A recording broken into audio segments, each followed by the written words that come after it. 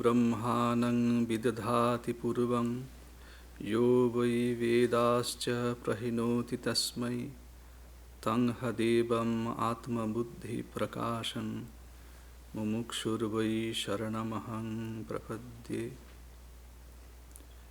Whose light reveals the knowledge of the Atman, who first creates the cosmic soul and delivers to him the supreme knowledge. Desirous of emancipation, I seek refuge in that effulgent being.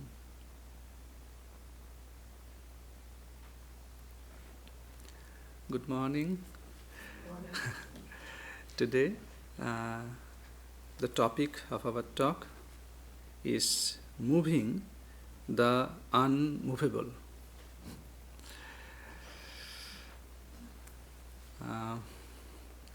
Let us assure you first, today we are not talking about something change of house. When we move from one place to another place, we have to contact moving companies here.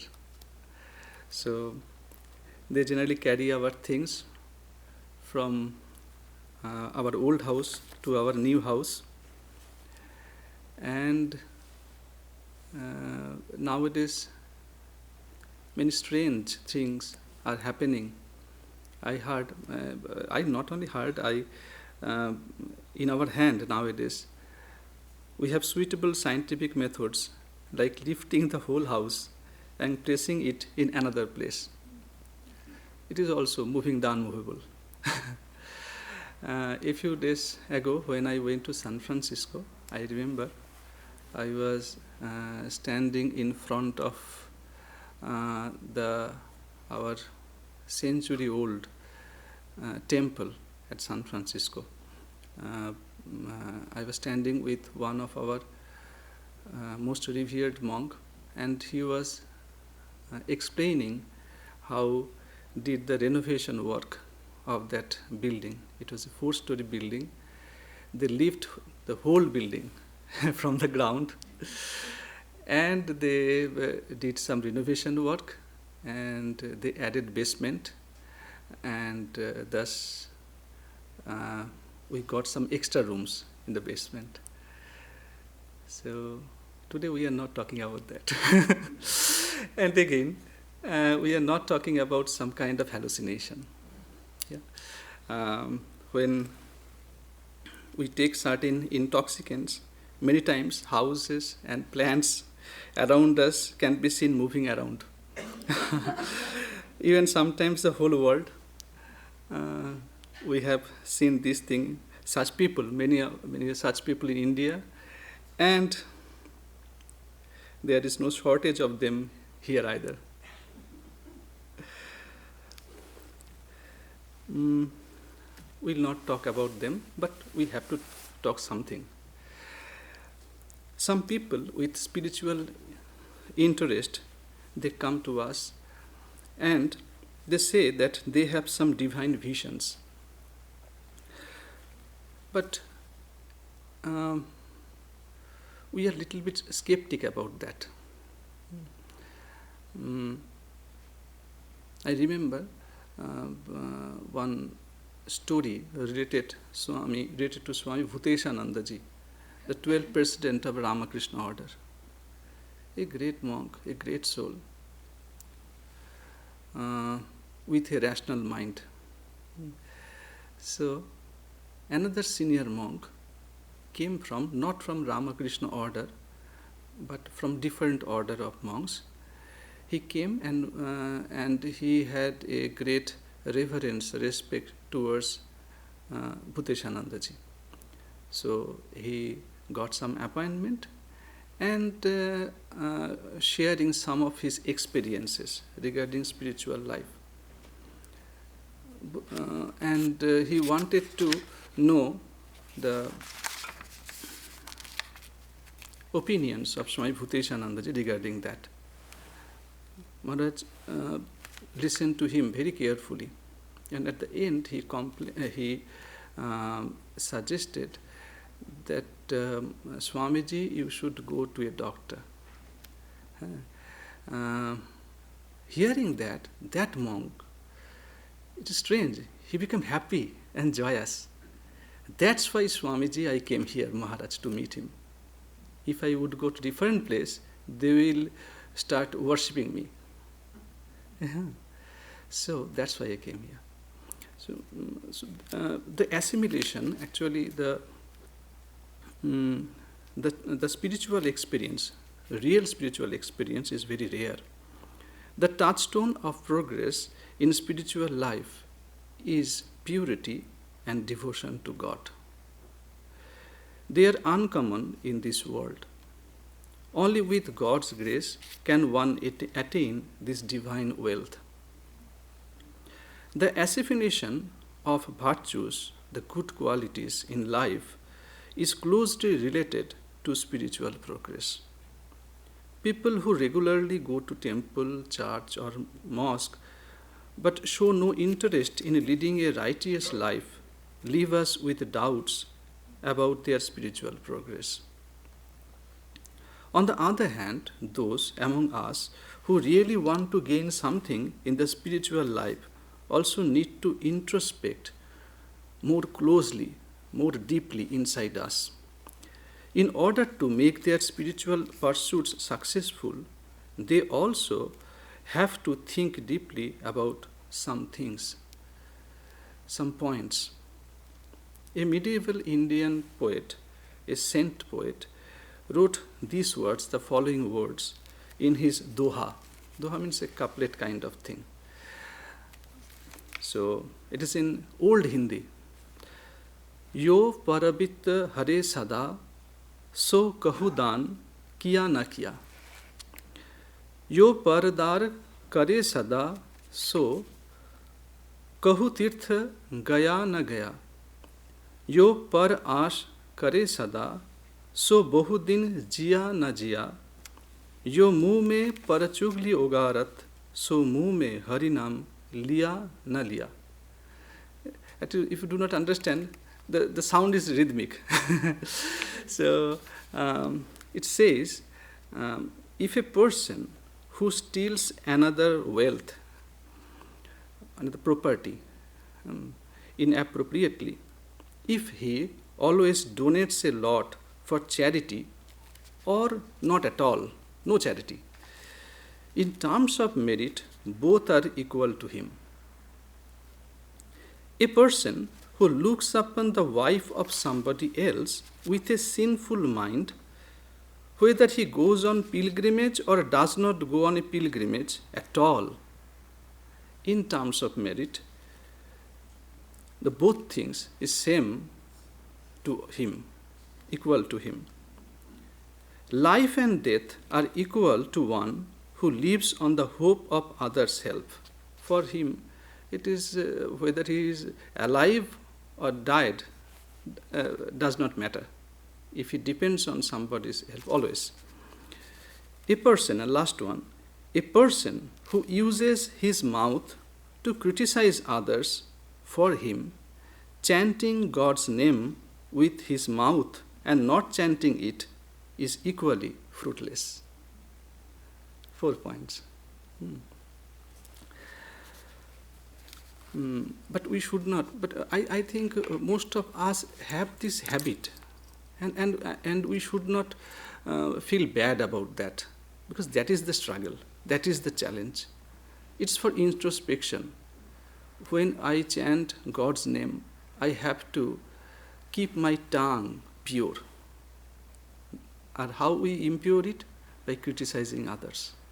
And it goes on, the first 3 lines. It's called, this is called disintegration in character. We are practicing spiritual life, trying to, at the same time, doing some wrong things. We have some bad habits. Swami Shivarchanananda ji, he wrote in his book, and he marked it as disintegration in character. He says, by a slave of passions, the man in whom the higher moral consciousness has awakened, whose spirit is willing but whose flesh is weak, creates a great discord and disharmony within himself. His personality becomes disintegrated. On the other hand, by giving a spiritual turn to the passion, by sublimating and purifying them, the aspirant comes to possess greater and greater harmony and integration within himself. It is in this devotion to God that ultimately unites the devotee and the divine. We need some, he is talking about here, I skipped a few lines, he was talking about that center of gravity in our personality.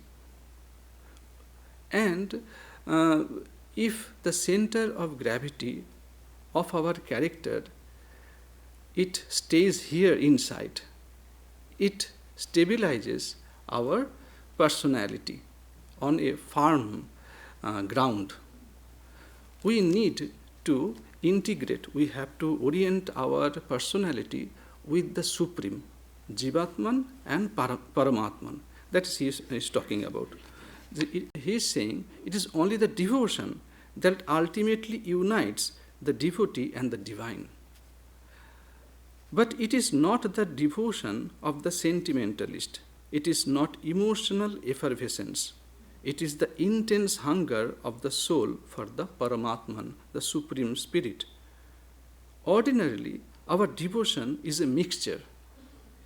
We are trying to do some introspection. Here, if we look inside, there's a mixture of emotion. There is something permanent and also something perishable in it. It is not pure devotion. The devotee wants to get rid of his impurity through self-surrender to the divine so that he may have pure devotion. And our sincerity is not always true.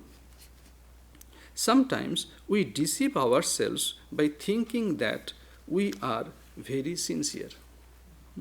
Sometimes we deceive ourselves.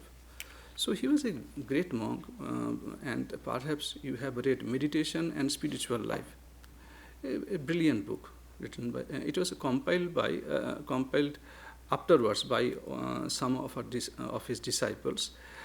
But what he's saying, he was working in Germany. So he is talking about a German lady once sought instructions from me. She appeared to be weak. She had just recovered from an attack of illness and was about to go to another place for a change. She wanted to spend that time in meditation. She was eager to realize God. I advised her to improve her health first before seeking instructions. She then asked me, Swami, do you doubt my sincerity? I said, no, I don't. But your sincerity is mixed with other things. Yeah. When all the scattered energies of the mind unite, then it is a moment to create and write or compose the epic. That is the way we got Bhagavatam. We found the extraordinary love for God. And life of Saint Francis of Assisi, life of Chaitanya, life of Sri Ramakrishna, there we find that how they gather, they assimilate, they unify all their scattered energy. Swami Swatprakashanandaji, he wrote in his book, a person should cultivate single-mindedness by holding firmly to a central ideal of life. He must direct all his activities, sensory experiences, thoughts, feelings, will, and imagination to the attainment of the primary objective. This will lead to the coordination of all his resources, external and internal. This is the most effective way of checking the vagaries of the mind and the consequent frittering of energies. The mind, says Sri Ramakrishna, is like a package of mustard seeds. Unless you hold it firmly, it will be extremely difficult to gather the seeds once they are scattered. And in a different occasion, he gave another example. The mind is dispersed. Part of it has gone to Dhaka, the capital of Bangladesh, part to Delhi, the capital of India, and another part to Kuch Bihar, a northern city of West Bengal. That mind is to be gathered in. It must be concentrated on one object. If you want 16 annas worth of cloth, then you have to pay the merchant full 16 annas. Yoga is not possible if there is a slightest obstacle. If there is a tiny break in the telegraph wire, then that news cannot be transmitted. And about the same thing, he gave another example of a field.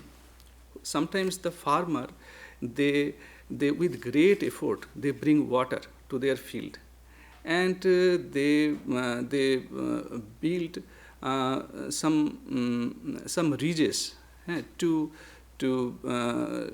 hold that water so that it should not go to other fields.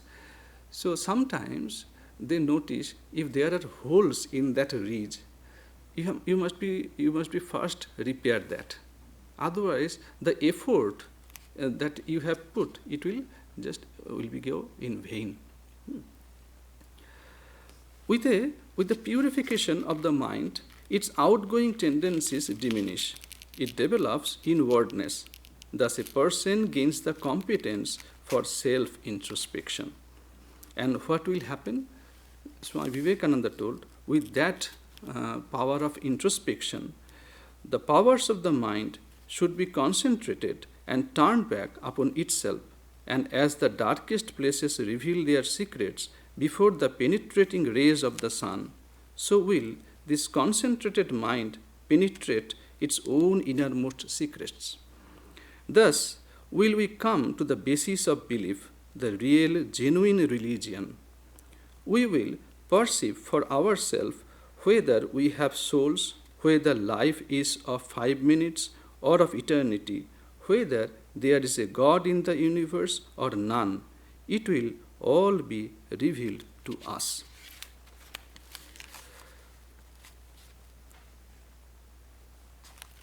So,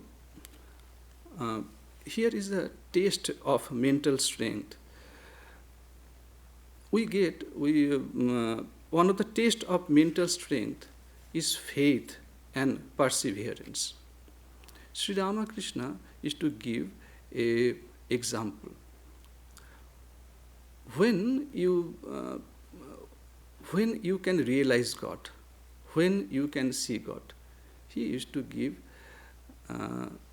He used to talk about 3 forces: our love, to mother's love towards her children, a worldly person towards his property, towards his asset, whatever to his wealth, and a wife, a chaste wife, towards her honest husband. If you can unify these 3 forces, then you can attain God. Somebody one day asked Sri Ramakrishna about one question. We have different opinions about the reality. So his question was, "Sir, is it good to worship God with form, an image of the deity made of clay? You do not accept." We have some of the religions. They say that it is idolatry. When you worship a image, a stone image, it is simply idolatry. So that is the idea behind his question. That is it okay if we worship God a deity made of clay? What is your opinion? Sri Ramakrishna answered, you do not accept God with form. That is all right. The image is not meant for you. For you, it is good to deepen your feeling toward your own ideal. From the worshippers of the personal God, you should learn their that faith, their love. For instance, Sri Krishna's the love towards Sri Krishna of the that Radha had. You should learn from the worshippers of the personal God their love for their chosen ideal. When the believers in the personal God worship the images of Kali and Durga, with what feeling they cry from the depths of their souls, Mother, O Mother, how much they love the deity. You should accept that feeling. You don't have to accept the image. We have, perhaps you have, you know about Mathur Babu, the owner of the Kali temple. Rani Rashmani was the real owner, but he was the manager, you can say, but the real person, the de facto owner of the property. Mathur Babu, we today actually this the title of the topic came from one of his questions, one of his remarks.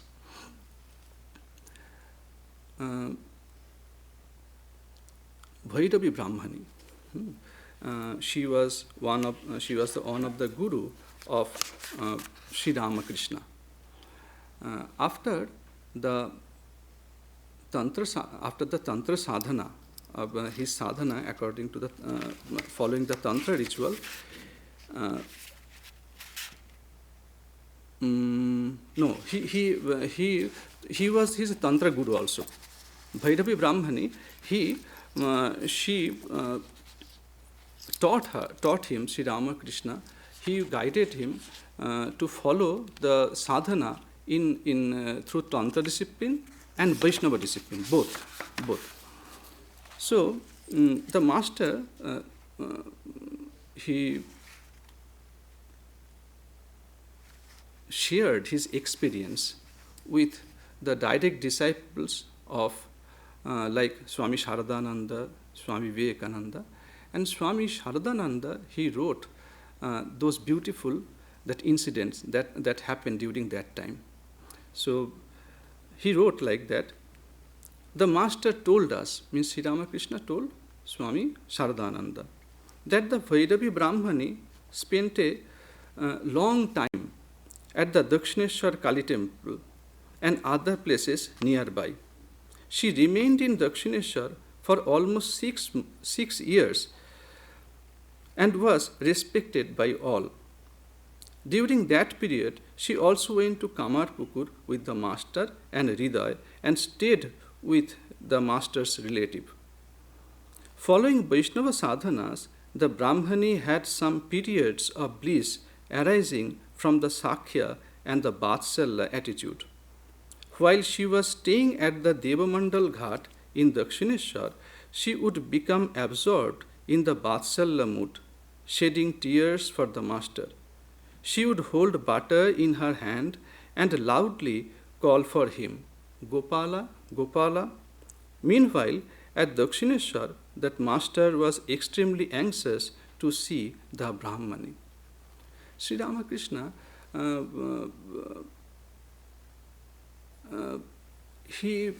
when you follow this, your sadhana, his suggestion was follow some bhava, build some relationship with God. Like maybe like rishis, like Sanaka, Sanandana, they have Shanta Bhava.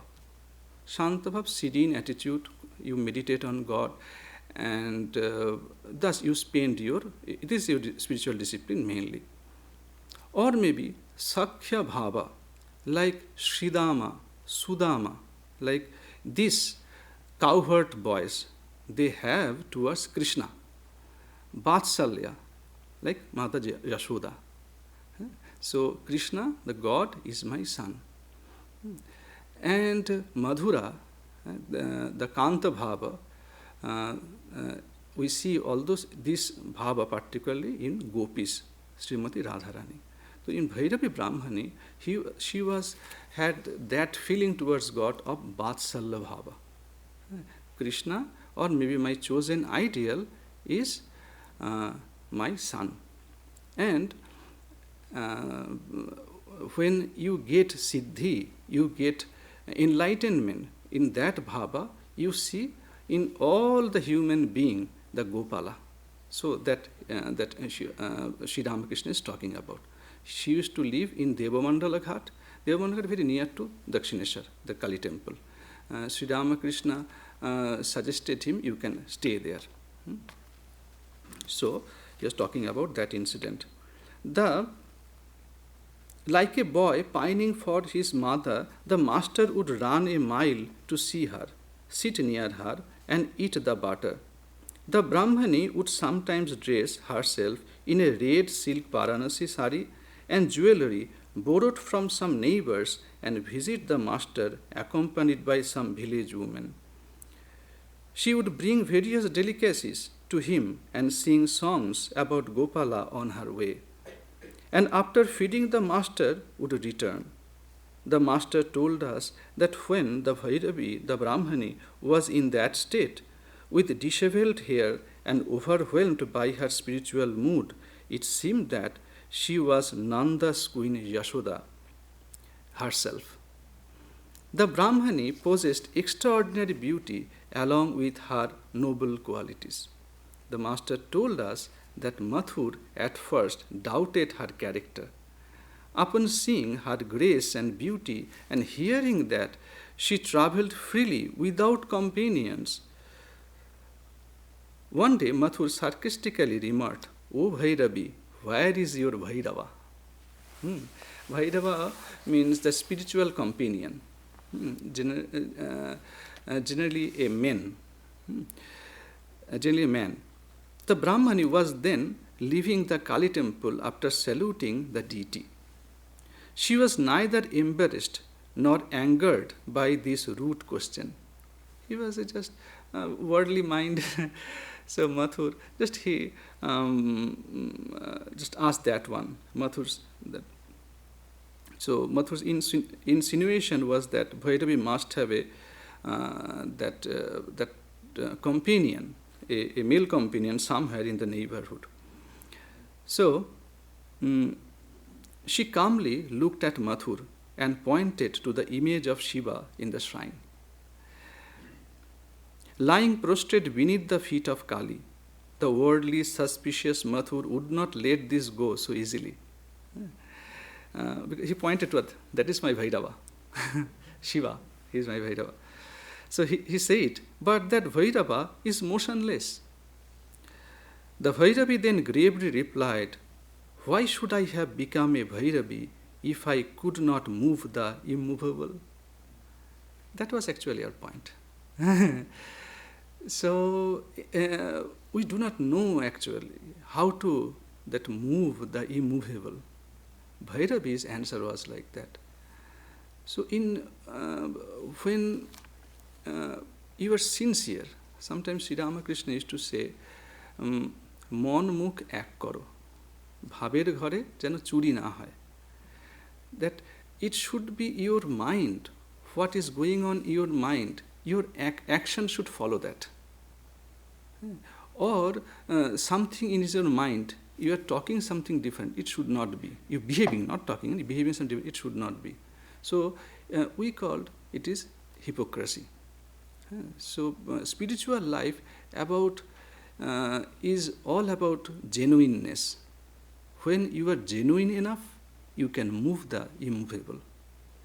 We can do that. So in Bhairavi's life, we do not get much information how about that support this remark that why should I have become a Bhairavi if I could not move the immovable? But hearing that answer, and noting the Brahmani's calm and majestic demeanor, Mathur remained speechless, ashamed, and embarrassed. Later, when day by day Mathur became aware of her noble nature and many good qualities, his suspicions slowly disappeared. Yeah. So, this remark by of Bhairavi Brahmani, we do not get much information from her life, but her disciple in Sri Ramakrishna's life, we see the same thing. Because nobody, for Bhairavi Brahmani, there was no Swami Sharadananda or M. But for Sri Ramakrishna, we get M, Swami Sharadananda, and other disciples. Sri Ramakrishna used to say, one must have for God the yearning of a child. The child sees nothing but confusion when his mother is away. You may try to cajole him by putting a sweetmeat in his hand, but he will not be fooled. He only says, no, I want to go to my mother. One must feel such yearning for God. Ah, what yearning, how restlessness a child feels for his mother. Nothing can make him forget his mother. He to whom the enjoyment of worldly happiness appears tasteless, he who takes no delight in anything of the world, money, name, creature, comfort, becomes sincerely grief-stricken for the vision of the mother, and to him alone the mother comes running, leaving all her other duties. Ah, that restlessness is the whole thing. Whatever path you follow, whether you are a Hindu, a Muslim, a Christian, a Shakta, a Vaishnava, or a Brahmo, the vital point is restlessness. It is Sri Ramakrishna's observation. And we see the same thing. It is what gave the force. You know, now whenever you read these lines, so immediately you feel the warmth of heart of Sri Ramakrishna, because he lived that life. When that our Saradanandaji wrote in his book that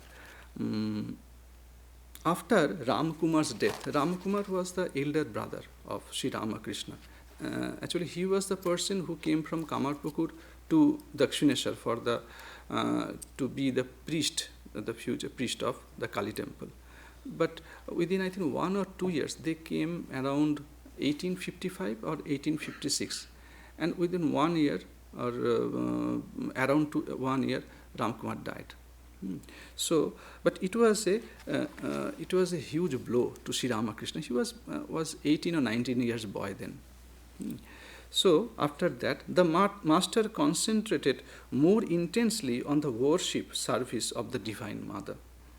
Whatever he considered necessary for attaining her vision, he performed with eagerness and wholeheartedness. We heard from the master that after the regular service was completed, he would continue his worship of her by singing devotional songs of Ram Prasad and other mystics. His heart filled with emotion as he sang those songs with exuberant devotion.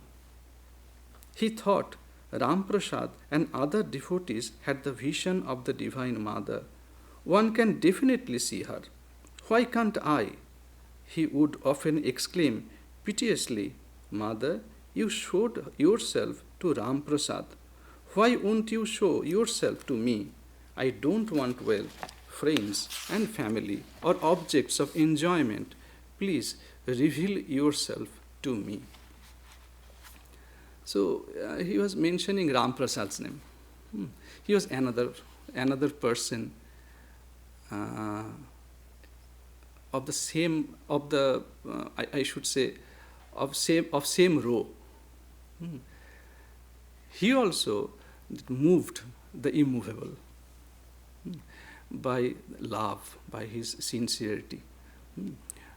He was a 18th century poet, a saint poet. Like perhaps you have heard a lot about Tulsidas, Suradas. So they were the worshipper of some Vaishnava tradition of Ramachandra. Tulsidas ji was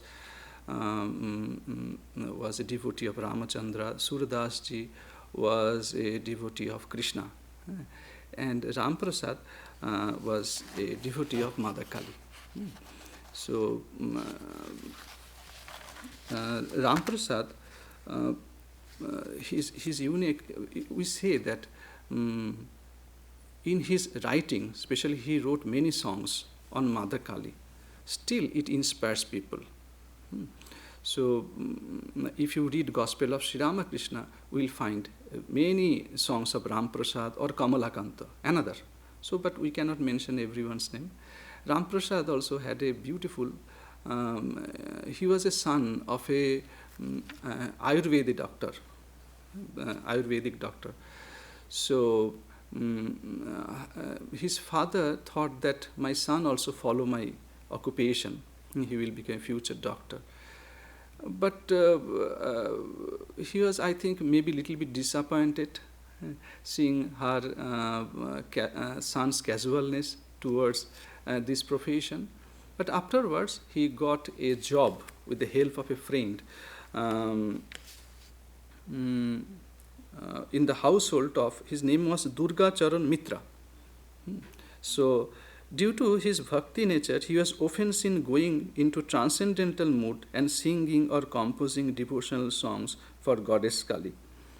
So, so his colleagues, Ramprasad's colleagues, they would often complain against him to Durga Charan. One day, Ramprasad, somehow he was in ecstatic mood. He started writing a song in the accounts book.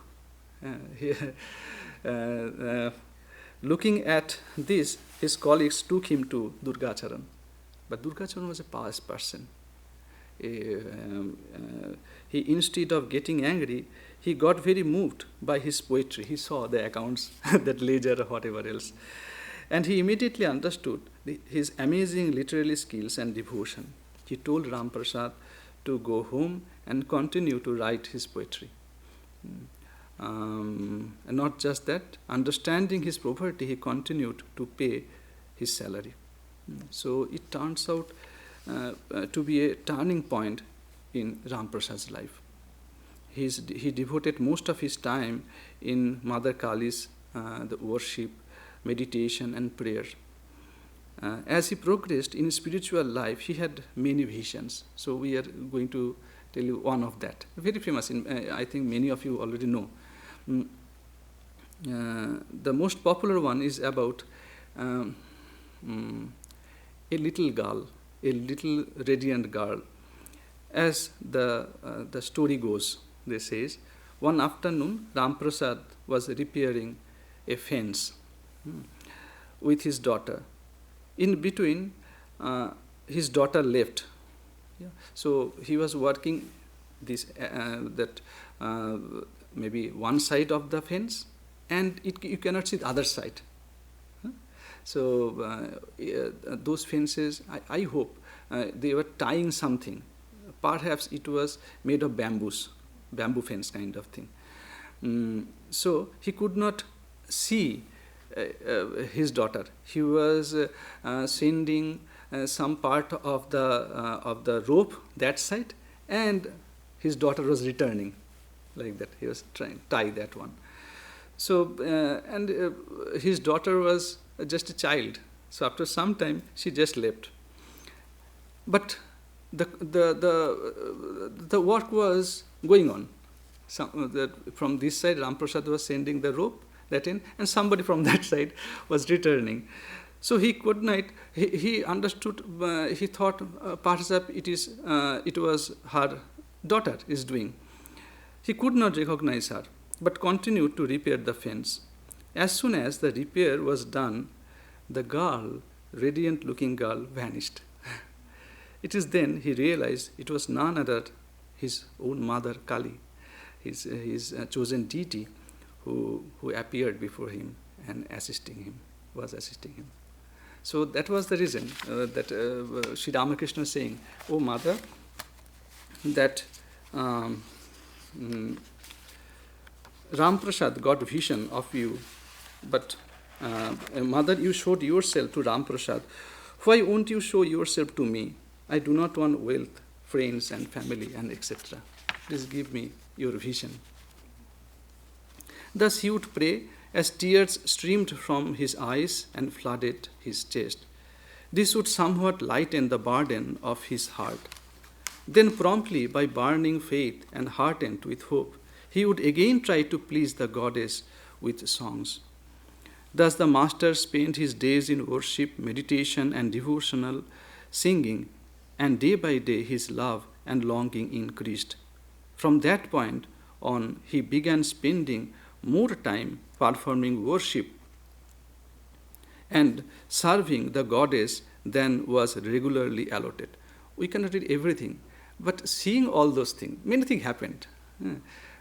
Again, Mathur made a remark. That Mathur.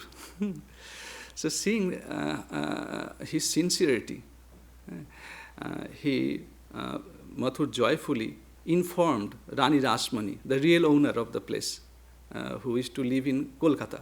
It was far from the Dakshineshwar. That what he told, we have got a wonderful worshipper. It seems the goddess will be awakened very soon.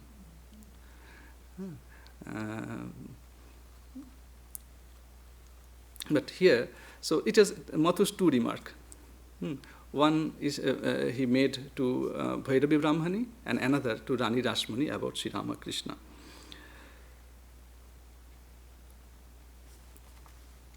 As the days went by, the master's love and longing continued to increase. Because of his uninterrupted current of thought towards the Divine Mother, some external signs manifested in his body. His appetite and need for sleep diminished. As blood flowed continually to his chest and head, his chest turned crimson and his eyes were often drenched with tears. He was filled with a constant and intense desire to see the Divine Mother, and repeatedly asked himself, what shall I do? How can I see her? Signs of anxiety and restlessness were therefore always visible in his body. Except when he meditated and performed worship, we heard from the Master that one day, at that time, he was singing to the Divine Mother and praying and crying bitterly. He implored piteously, Mother, I have been, again he mentioned Ram Prasad, Mother, I have been praying to you so long. Why don't you listen to me? You showed yourself to Ram Prasad. Why won't you show yourself to me? So the Master described what happened then. There was an unbearable pain in my heart because I could not have a vision of Mother. Just as a man wrings out a towel with all his strength to get the water out of it, so I felt as if my heart were being wrung out. I began to think I should never see Mother. I was dying of despair. In my agony, I asked myself, what's the use of living this life? So this is the crying for God. It's a tremendous power. It has a purifying effect. Sri Ramakrishna used to give example of a magnet. He used to say that sometimes devotee is the iron or the needle, and God is the magnet. So that iron needle, it feels attraction tremendously towards magnet, and sometimes devotee become a magnet, and God become the needle. That is the the most auspicious moment of a life of a devotee. So he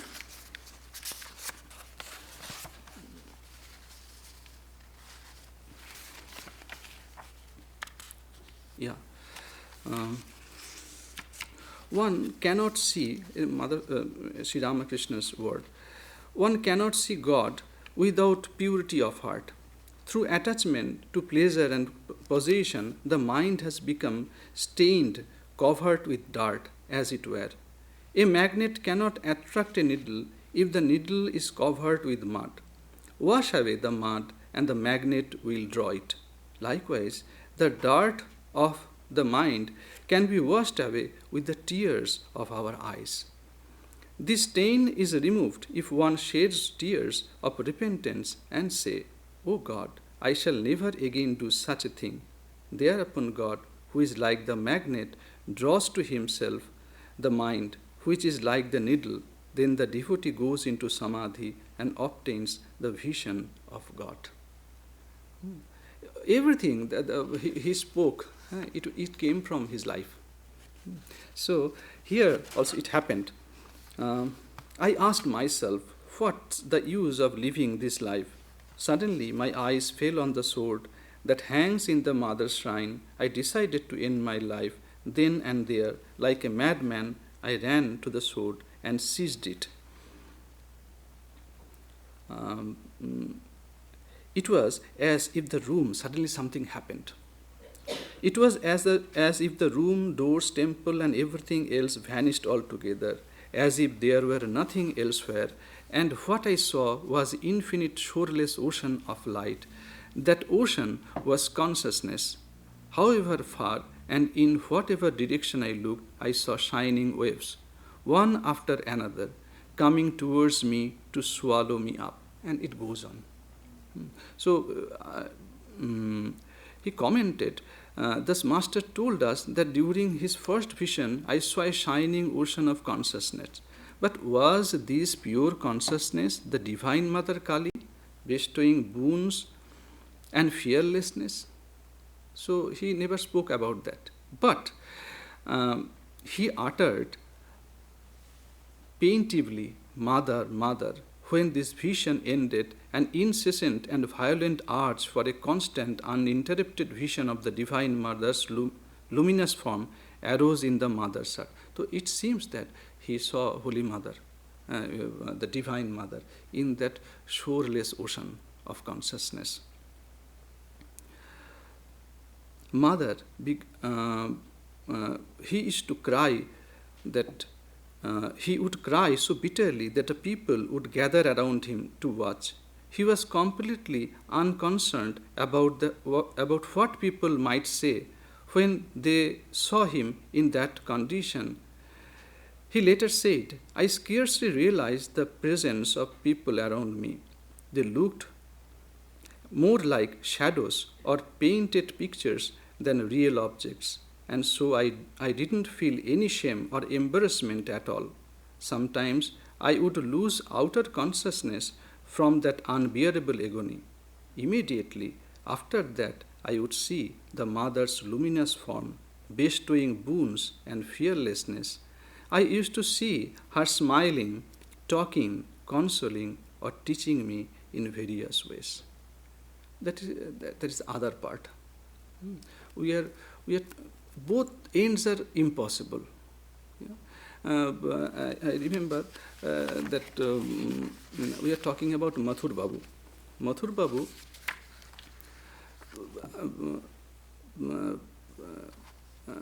was watching Sri Ramakrishna very closely.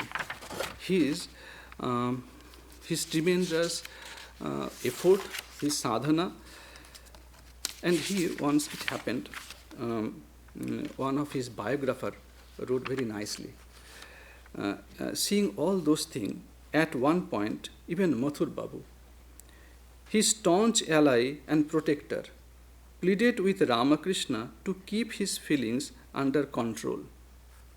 What people will think about you? Yeah. And heed the conventions of the society. Even God, he argued, followed rules of his own making. He never made flowers of two different colors. You know that incident. You should follow the law of the society. Yeah. So even God also follow her rule, his whatever else. So he never made flowers of two different colors, red and white, for instance, to bloom on one end and the to bloom on one and the same stalk. Ramakrishna was defenseless, like a child. Oh yeah, Mathur Babu, you are talking right. I never saw two different color flower in the same stalk. Yeah, he was defenseless against such an argument. Okay, I will try to follow the rule of the society, maybe. But as we have seen, he was quite as puzzled as everyone else. But his effort was sincere. He knew what he is doing. It is not intentionally he is doing. So, he was quite as puzzled as everyone else and humble enough to question his own impulses. Maybe I am wrong. Was it possible that he had really gone too far? Had he trespassed the mother's own boundaries in his blind and headlong pursuit of her? The more he pondered Mathur's words, the less he could dismiss them from mind. Tortured by these nagging doubts, the following morning he was gathering hibiscus flowers for his worship of Kali, when, to his amazement, there were two blooms, one blood red and the other white, side by side on the same stem. He eagerly picked the branch and brought it to Mathur. Then the biographer commented this line. The message was immediately clear to both of them. God indeed has his own laws. In creating, he had broken all of them. He means Ramakrishna. In creating Ramakrishna, he had broken all of them. So both sides. So getting this kind of aspirant is impossible, very difficult, rare, and when the stone moves, about one day means I am talking about the image of Mother Kali. It was also impossible for others. One day, some gentleman from nearby village visited Dakshineshwar, and he asked Sri Ramakrishna, who was present there, who is the sculptor who made this image?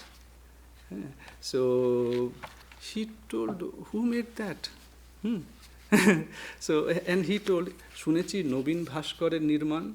It is that Naveen, we do not know his title, maybe, I do not know, maybe Pal, Naveen Pal. So he made that. Sri Ramakrishna, no, it is made of not clay or stone, it is of consciousness. Ma mrinmoyi noy, chinmoyi. Mrinmoyi, it is not a clay image, it is a image of consciousness. Hriday, he after the vision of Mother, he saw some difference, that Ramakrishna before the enlightenment, or the worship of Mother Kali before the enlightenment of Sri Ramakrishna, and after that, what will happen? We are talking about something hallucination. So is that hallucination? No, some visible change was noticeable. They saw. So he, Shardanji recorded, previously, during worship and meditation, the master would see the mother's hands, or her shining delicate feet, or her beautiful loving and smiling face. But now, even when it was not the time for worship and meditation, the master would see the complete form of the luminous Divine Mother, smiling, talking, accompanying him, and guiding him by saying, do this, don't do that.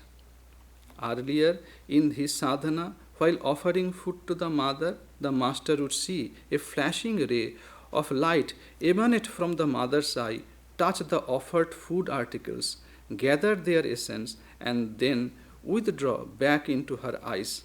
But now, as soon as he offered food, and sometimes even before that, he would see the mother herself seated to eat the food, the luster of her body pervading the whole temple. Hriday told us that one day he went to the shrine and watched as the master took a hibiscus flower and a bell leaf in his hand to offer at the feet of the mother. He held them and meditated. But like you want to do the meditation, you keeping that flower, you utter the mantra and all those things. So he was doing. He held them and meditated. But then he suddenly cried out, "Wait, wait, let me say the mantra first, and then you can eat," saying to mother. He then offered food to the mother before finishing the ritual. During worship and meditation, the master used to see the living presence of the mother in the temple's stone image of her. Now he could not see that stone image at all. In its place was the living mother, the embodiment of consciousness, her hands bestowing boons and fearlessness. Later, he described what happened. I put my hand near the mother's nostril and felt that she was actually breathing. At night, I watched carefully, but in the lamplight, I could never see her shadow on the temple wall. From my room, I would hear mother running upstairs. As merry as a little girl with her anklets jingling, I would rush outside to see if this was true. And there she would be standing on the veranda of the second floor of the temple with her hair blowing in the breeze. Sometimes she would look towards Calcutta and sometimes towards the Ganges. Hriday recalled, when one entered the Kali temple in those days, one could perceive an ineffable divine presence and feel an eerie sensation, even when uncle was not there, and much more so when he was. I could not resist the temptation of seeing how he acted when he was performing the worship. So it is a rare thing to see. And it's not about Sri Ramakrishna. We should not think that we are talking and there is no connection with our life. Sri Ramakrishna did that and it was finished.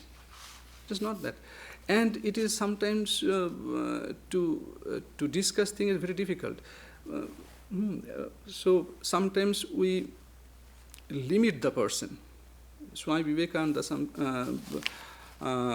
in later days, when he returned from the West, many of the followers, admirers, devotees of Sri Ramakrishna requested our Swamiji to write a biography on Sri Ramakrishna.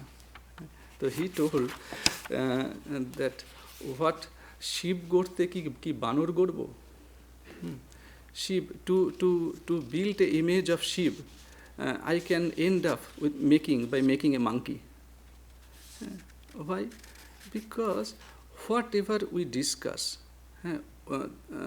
we colored the life with our mind. So Swamiji was worried about that. So it will become not Ramakrishna, Ramakrishna of Vivekananda. Ramakrishna of Vivekananda it will become, but not Ramakrishna. No, when because it is Vivekananda mind who tried to measure Sri Ramakrishna. But someone, we are fortunate enough, we got Swami Sharadananda. He knew, so if that is the case, who will write the life of Sri Ramakrishna? Who will record all those things? So he recorded all those things. And we have seen that it never ended with Sri Ramakrishna. And there is and with Mother Kali, Ram Lala, another incident. We may think that Sri Ramakrishna was a devotee of Kali. So it is a limitation again.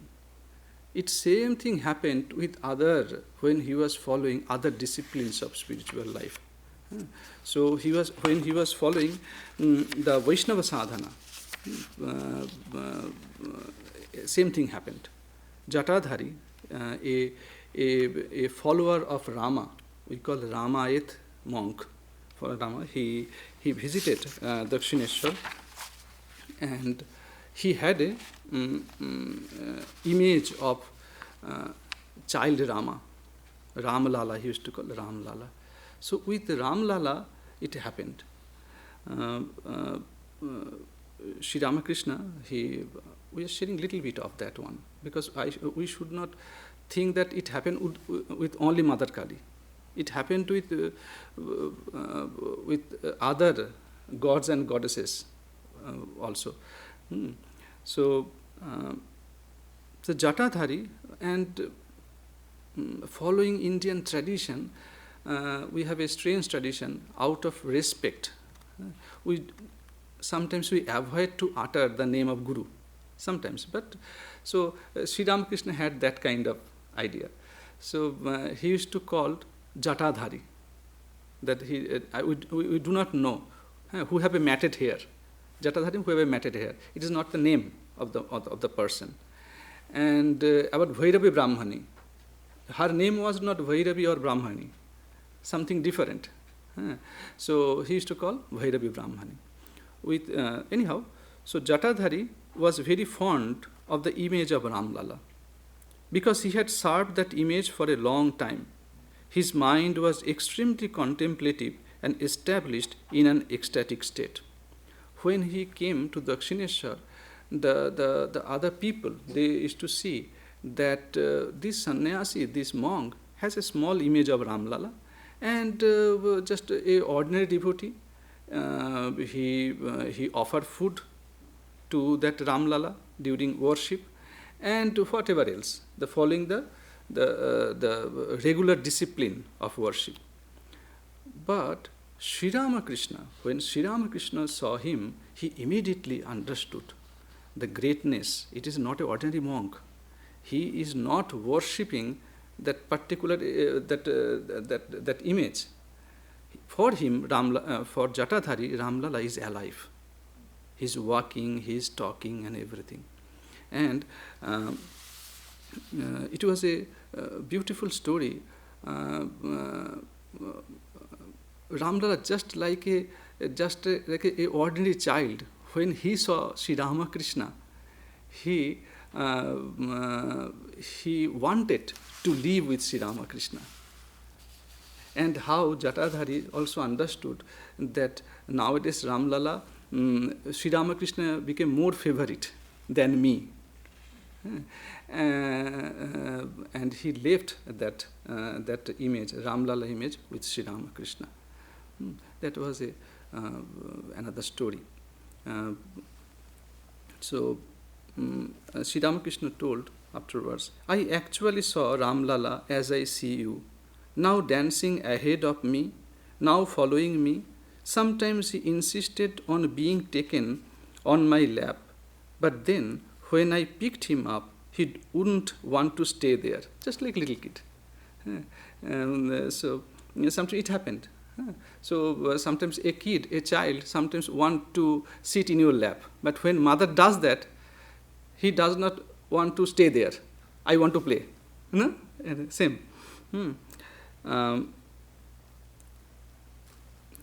He would run around in the sun, plucking flowers among the thorns, or splashing and sweeping in the Ganges. I told him over and over again, don't do that, my child. You will get blisters on the soles of your feet if you run in the sun. You will catch cold and fever if you stay in the water so long. But he never listened to my words. However much I warned him, he would go right on with his pranks. Sometimes he would look at me sweetly with his beautiful eyes, or he would pout and make faces at me. That was Ramlala. So these things never ended. It inspired us in our spiritual life. And still this, I want to end this discussion with one incident with Khoka Maharaj, Swami Shivarchanananda, just to assure you that it never ended with Sri Ramakrishna. It is about Swami Shivarchanananda. One of his disciple, a lady disciple, she recorded. He always, means Swami Shivarchanananda, always asked me to meditate and to repeat the holy name. He used to say that the more you think about Sri Ramakrishna, the more you will know him.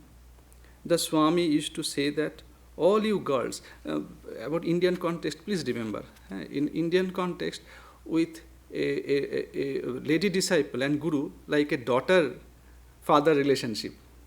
Yeah. So the Swami used to say that all you girls generally sit together and talk about useless things. Instead of doing that, you can read a book on Sri Ramakrishna and discuss all those things. Then the mind will be uplifted. I told him one day, I can't see or understand Sri Ramakrishna. He said, what is the meaning of such and such? You do not do anything, do not think or contemplate, or do not think on Sri Ramakrishna with passion. That is the reason. The more you think and contemplate, the more you will understand Sri Ramakrishna and find joy in your heart. But instead of saying Sri Ramakrishna, he was saying Thakur. Thakur means Sri Ramakrishna. We want faith, want devotion, as you and I are sitting and talking now. Likewise, it will happen with you and Thakur. Why don't you get his darshan? You have to bring enthusiasm to your mind. When Swami Shivarchanananda was in Narayanganj, very sick, one night he had a vision of Sri Ramakrishna. Sri Ramakrishna visited him, and lying down, he talked to the Swami. Because he was bedridden, lying the bed, Sri Ramakrishna also, that lying down in that posture, he talked to the Swami, stroking gently his body and head, as it were. Khoka Maharaj said, how long will I have to live in separation with you? Shivarchananda seeing Sri Ramakrishna, he simply appealed. How long will I have to live in separation with you? Sri Ramakrishna replied, why to return now? Stay here for a few more days. You are always in a hurry. Certainly you will return to me. Why hurry? It was the end of Swami Shivarchananda's life. She wanted to return to Sri Ramakrishna. It is so long. I am separated from you. So please take me. So, and like a Khoka, that his nickname was Khoka. So he said, "Tu baro byasto bagish. You are always in hurry. That is your nature." Sri Ramakrishna, that mildly, the scolding, stay here for some day, and certainly you return to me. So we came from Sri Ramakrishna, and we want to live with Sri Ramakrishna, and will certainly, by his grace, will return to Sri Ramakrishna. So everything is possible. So let us pray to him, the Almighty. Mukang karoti bachalang pangung langhayate girim yatkripa tamahang bande paramananda madhamam. I salute that all bliss, Lord Madhava, whose compassion makes the mute eloquent and the cripple cross mountains. Om Shanti, Shanti, Shanti.